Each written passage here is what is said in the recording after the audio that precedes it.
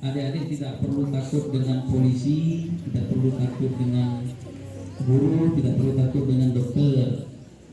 Tugas adik-adik di sini adalah belajar. Tugasnya apa? Belajarnya di sekolah apa di rumah? Di sekolah belajar, di rumah mengulang.